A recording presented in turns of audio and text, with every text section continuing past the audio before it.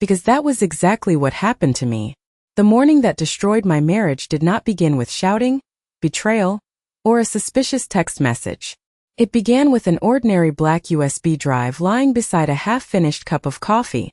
My name is Emma Carter. I am 34 years old, and until that Thursday morning, I believed I had the kind of marriage people envied. My husband, Ryan Brooks, had a calm personality that balanced my restless mind. He worked as an architect, rarely raised his voice, remembered birthdays, and never forgot to kiss my forehead before leaving for work. People often joked that I had won the husband lottery. I used to smile and agree. If only they had known. That morning, Ryan rushed through breakfast while trying to answer a call from one of his clients. He grabbed his laptop bag, stuffed in a stack of blueprints, kissed me quickly, and hurried toward the front door. "I'll be late tonight," he called over his shoulder. "Don't skip lunch," I replied automatically. The door closed. Silence settled over the kitchen. I carried our plates to the sink before noticing a black flash drive sitting next to the sugar bowl. Ryan almost never forgot anything. I picked it up and considered driving to his office, but my first meeting wasn't for another hour, and downtown traffic was already terrible. Instead, I slipped the USB into my purse. I figured I'd bring it to him later. If someone had stopped me at that exact moment and offered to erase the next 24 hours from my life, I would have accepted without hesitation. Instead, I walked into my office, turned on my computer, and remembered the forgotten drive. Maybe it contained presentation files Ryan needed urgently. Maybe he would panic when he realized it was missing. I plugged it into my desktop. A folder immediately appeared. The label read, Project Atlas, odd name. Curiosity got the better of me. Inside were several spreadsheets, PDFs, scanned documents, and another folder protected by a password. I almost removed the drive. Almost. Then I noticed something strange. The password hint simply read, wedding date. I frowned. Why would work files use our anniversary? Without thinking much, I typed the date. The folder opened instantly. The first document was titled, Asset Transition Timeline. I clicked. My heartbeat slowed, then stopped.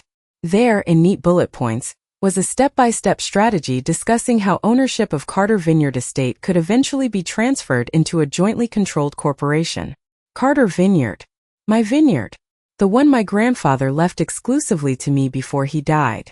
I stared at the screen, convinced I was misunderstanding everything. Then I opened another file. This one was called Estimated Liquidation Value after acquisition. Numbers filled the page. Projected sale price. Tax deductions. Expected profit. Distribution percentages. Ryan Brooks, 40%. Margaret Brooks, 35%. Daniel Brooks, 15%. Reserve fund, 10%. Margaret Brooks, Ryan's mother. Daniel, his younger brother. My name wasn't listed anywhere except beside one sentence highlighted in yellow.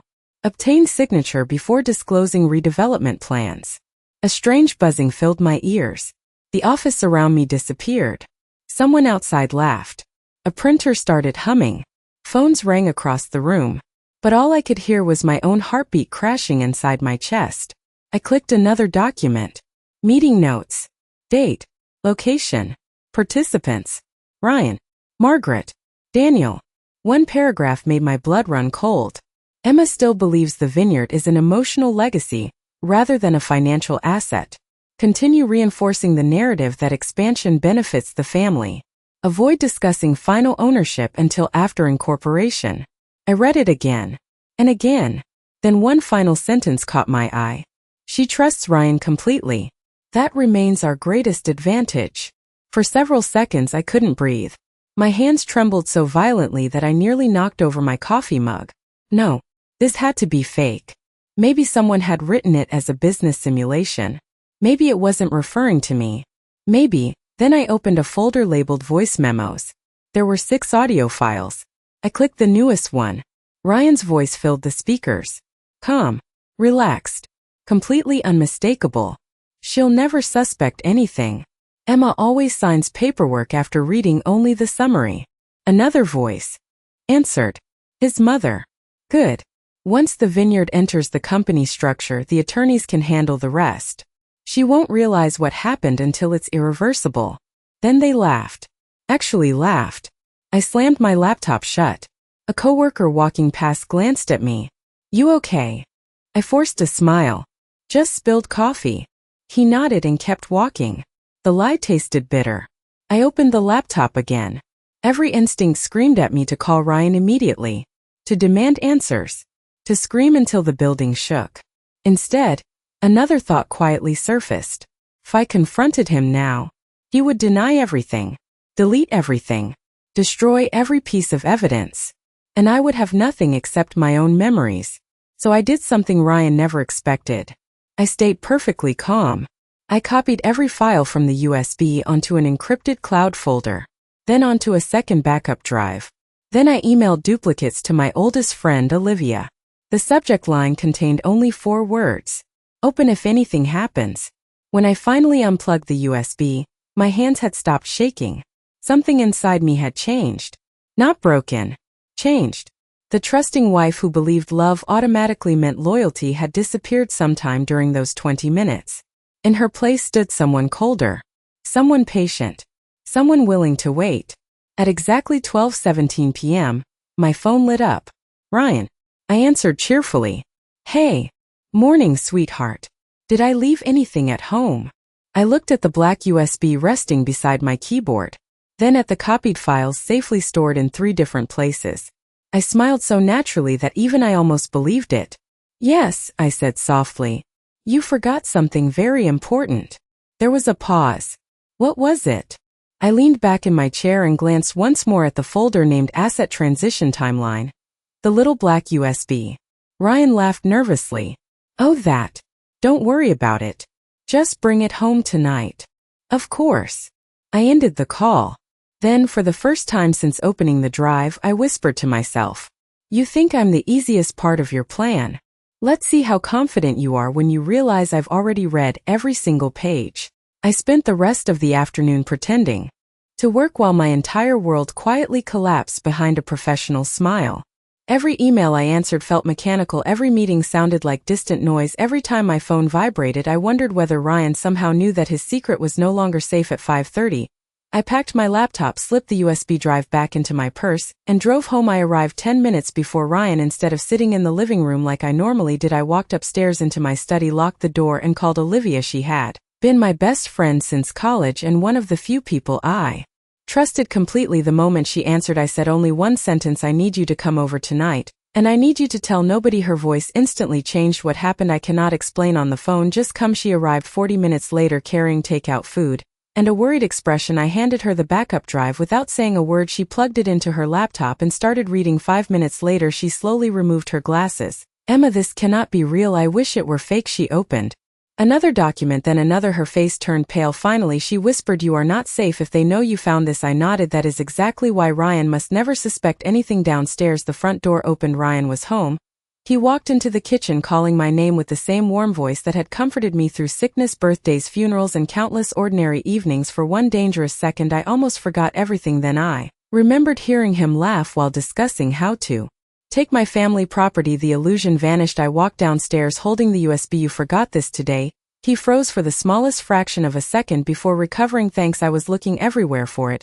He reached toward me. Instead of letting go immediately, I looked directly into his eyes. Busy project, very confidential. He smiled extremely. I released the drive. Our fingers separated. Neither of us blinked. Then he casually slipped it into his pocket and kissed my forehead. Dinner that evening felt surreal. Ryan talked about construction delays and difficult clients. I nodded at all the right moments. Inside my head I replayed every document I had copied. After dessert, he suddenly looked at me. Actually, there is something I wanted to discuss this weekend. My heartbeat quickened, but I kept smiling. What is it? Just a business opportunity, nothing urgent.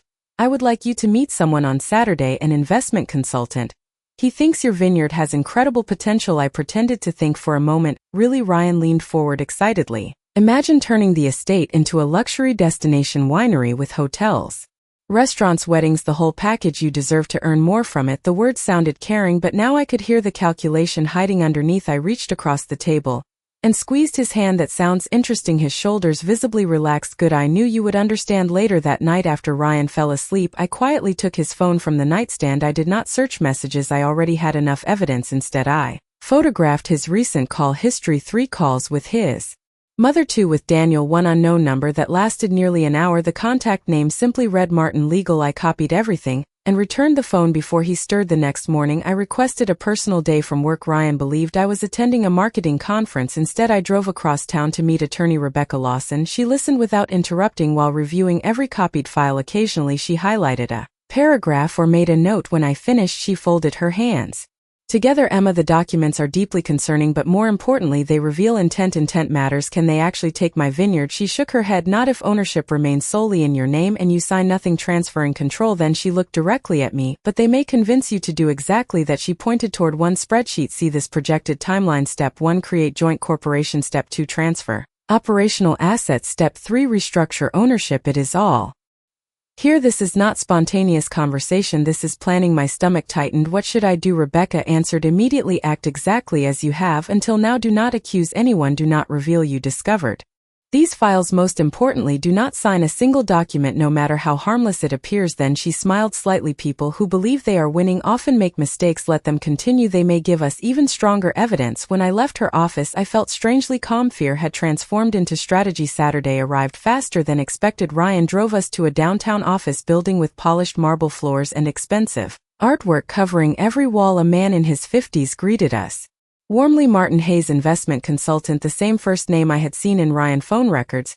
He shook my hand. Emma, I have heard wonderful things about your vineyard. I smiled politely. Thank you. Coffee was served. Charts appeared on a screen. Graphs projected future revenue if ownership became centralized under one corporate entity. Every presentation slide sounded professional. Every recommendation sounded reasonable until Martin casually slid a folder across the table. There is no pressure of course, just preliminary paperwork so our analysts can begin reviewing expansion opportunities. Ryan glanced toward me with encouraging eyes. Take your time, sweetheart. But this could change our lives. I slowly opened the folder. The first page looked harmless. The second seemed ordinary. Then halfway through page 4 I found exactly what Rebecca had warned me about, a clause granting temporary operational authority to the newly formed corporation over all listed agricultural assets, including Carter Vineyard Estate. I looked up and smiled. Then I reached for the pen. Instead of signing my name, I lowered the pen and looked at Martin. Can I ask a question first? Of course. He smiled with practiced confidence. If this is only a preliminary review, why does page 4 grant operational authority over my vineyard before any agreement is finalized? For the first time, the room became completely silent. Martin recovered quickly. Standard language. Our legal department includes it in every draft. Nothing to worry about. I nodded slowly as if satisfied. Then I closed the folder. I appreciate the explanation, but I never sign legal documents without my attorney reviewing them first. Ryan forced a laugh. Come on, Emma, we are just exploring options. Exactly, I answered calmly, which is why there is no reason to rush. I slipped the papers back across the table. Martin exchanged a glance with Ryan so brief that most people would have missed it. I did not. The meeting wrapped up 20 minutes later. As soon as we entered the parking garage, Ryan finally spoke. You embarrassed me in there, did I? He unlocked the car with more force than necessary. Martin is one of the best consultants in the state. You acted like he was trying to trick you. I stared out the passenger window. Maybe I am just being careful. His voice softened immediately. I understand, sweetheart, but sometimes opportunities disappear if we hesitate. I turned toward him and smiled. Then if it is truly a good opportunity, it will still be there after my lawyer reads it. He did not answer. The drive home passed in uncomfortable silence. That evening, while Ryan showered, his phone buzzed on the nightstand. The screen lit up. A message preview appeared before disappearing. From Margaret. Did she sign? My pulse quickened. Ryan returned before I could read anything else. He picked up the phone almost instinctively and walked downstairs. 5 minutes later, I quietly followed. He was standing alone on the back patio, speaking in a low voice. I stayed hidden behind the partially opened kitchen door. No, she refused today. Pause. No, I do not think she suspects anything. Another pause. She wants her lawyer involved. His mother voice was too faint to understand completely, but one sentence carried clearly through the evening air. Then make sure she trusts you again. Ryan sighed. I know. Leave it to me. When he came back inside, he found me pouring tea. He smiled naturally. Could not sleep either. Not really. He kissed my cheek and headed upstairs. I watched him disappear around the corner. The man I loved had just lied to my face without hesitation. The next Monday, Rebecca called. I have been reviewing the files again. There is something interesting. She asked me to come immediately. An hour later, I sat across from her office desk while she spread several printed pages into neat rows. Look here, she pointed toward metadata hidden inside one spreadsheet. The original draft was created almost 18 months ago, long before Ryan ever mentioned expanding your vineyard, meaning this has been planned for over a year. Longer than that. Rebecca pulled another page forward. The earliest edit belongs to someone named Daniel Brooks almost 23 months ago. I stared at the dates. Nearly 2 years. My marriage suddenly felt like a carefully staged performance. Rebecca leaned back. Emma. There is another issue. Some of these projected numbers assume ownership after divorce. I blinked. After divorce. She slid another page toward me. One handwritten note had been scanned into the folder. If incorporation fails, pursue settlement strategy through marital asset division. The words looked harmless until the final line. Emotional pressure recommended before litigation. I could barely breathe. They had prepared backup plans if they failed to convince me willingly. They intended to use divorce itself as leverage. Rebecca folded the papers. You understand now why confrontation would have been dangerous. I nodded silently. When I returned home, Ryan surprised me with flowers. White lilies, my favorite. At least they used to be. He wrapped his arms around me from behind. I have been thinking maybe I pushed too hard this weekend. Forget the paperwork. We can revisit it another time. His tone was gentle, apologetic, perfectly convincing. If I had never opened that USB, I would have believed every word. Instead, I smiled and thanked him. That night, while pretending to watch television, I noticed him texting rapidly. He smiled once at the screen before locking it. Curious, I waited until he fell asleep. Then I unlocked his phone using the code I had known for years. His message thread with Margaret contained almost nothing. Old family photos, birthday wishes, recipes. Too clean, far too clean. Recently deleted messages. I opened the folder. More than 30 conversations had been erased. That same afternoon, my suspicion hardened into certainty. Someone who had nothing to hide would never spend hours deleting evidence. The next morning, another surprise arrived. Daniel stopped by unexpectedly carrying coffee and donuts. He almost never visited. Emma, good news. Ryan says you are finally warming up to the expansion idea. I looked directly at him. Did he say that? Daniel laughed. Mom will be thrilled. She keeps saying the family future depends on this project. I smiled politely while memorizing every word. Then something slipped from his jacket pocket. As he stood up, a folded receipt landed on the floor. He did not notice after he left. I picked it up. It was from a printing company. Large format architectural plans, corporate registration packets, expedited legal binding. Total cost over $3,000. The order date 3 weeks before Ryan ever invited me to meet Martin. Everything had already been prepared. Every signature line, every document, every smiling conversation, every romantic promise. They had never been waiting for my decision. They had only been waiting for the perfect moment to place a pen in my hand. And now I knew exactly what I had to do. If Ryan wanted me to believe I was still his trusting wife, I would give him the performance of a lifetime. For the next 3 weeks, I became the version of Emma they expected to see. I laughed at Ryan jokes. I cooked his favorite meals. I asked harmless questions about his projects. Sometimes I even apologized for being too cautious during the meeting with Martin. Every small performance made him lower his guard. And every time he relaxed, he made another mistake. Rebecca called it strategic patience. I called it survival. One Tuesday evening, Ryan walked into the house carrying a bottle of expensive wine. He almost never bought wine. His smile was brighter than usual. I have good news. I pretended to be excited. Tell me. Martin found another structure that is even better for taxes. No immediate transfers. No complicated ownership changes. Just a management agreement. It protects your interests. I tilted my head. Really? He nodded enthusiastically. Completely safe. You can read it whenever you want. I reached for his hand. Thank you for respecting my concerns. The relief on his face was almost painful to watch. He truly believed I was returning to the obedient wife he had manipulated for years. 2 days later, the documents arrived by courier. I did not open them. Instead, I drove directly to Rebecca's office. She spent nearly an hour reviewing every page. Finally, she looked up with a slow smile. He is getting desperate. What do you mean? She turned the contract toward me.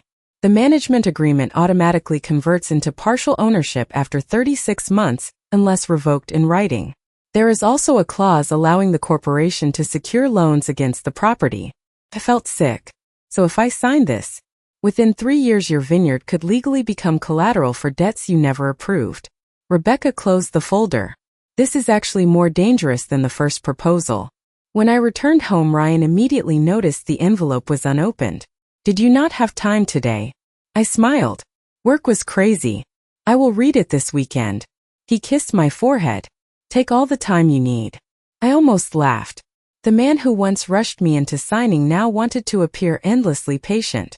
Friday evening brought another unexpected opportunity. Margaret invited us to dinner. Family only. Rebecca encouraged me to go. Observe. Listen. Do not argue. So I did. The Brooks family house looked exactly as it always had. Perfect flower beds. Fresh paint. Pictures of smiling grandchildren lining the walls. Only now every decoration felt like stage scenery hiding rotten foundations. Dinner started pleasantly enough. Margaret complimented my dress. Daniel joked about football. Ryan kept refilling my glass. Halfway through dessert, Margaret casually sighed. Emma, you know, I have been thinking. Family should build something together before it is too late. Your grandfather would be proud seeing everyone united around his vineyard. I stirred my coffee slowly. Maybe. She leaned closer. Legacy only survives when people share it. Not when they protect it selfishly. The room became quiet. Ryan immediately jumped in. Mom did not mean anything by that. Margaret smiled sweetly. Of course not. I simply believe trust is the foundation of marriage. I looked directly into her eyes. I agree completely. Trust is everything. For one brief second something flickered across her face. Perhaps guilt. More likely calculation. After dinner, Daniel stepped outside to answer a call. Ryan followed him. I excused myself and walked toward the hallway bathroom. As I passed the study, I heard voices through the partially closed door. Margaret was speaking. She still has not signed. Daniel answered. Then we moved to phase 2. My body froze. Margaret continued. Ryan needs to pressure her emotionally. Mention children. Mention retirement. If necessary, pretend the bank requires joint collateral. She will eventually cave. Daniel laughed quietly. And if she does not? Margaret's voice became cold. Then Ryan files first. Judges like compromise. She will lose something. I backed away before the floorboards could creak. My hands were trembling, but my mind had never been clearer. Phase 2. They actually had names for every step. Later that night, Ryan drove us home. You were quiet this evening. Just tired. He reached across the center console and squeezed my hand. Everything we are doing is for our future. I looked at our intertwined fingers. Once those hands had represented safety. Now they felt like handcuffs. The following Monday, Rebecca received an anonymous package. Inside was a photocopy of internal emails between Martin and Ryan. No sender. No explanation. One message stood out immediately. Ryan wrote, Emma only responds to emotional appeals. Legal arguments make her suspicious. Martin replied, then remove legal language from conversations and focus on family values until signature is secured. Rebecca called me the moment she finished reading. Someone inside their circle is nervous. Keep every document. Do not react. That afternoon, Olivia invited me to lunch. When I showed her the copied email, she stared at it in disbelief. Emma, this is bigger than greed. This is organized. I nodded. It has been organized from the beginning. She hesitated before asking the question that had haunted me for weeks.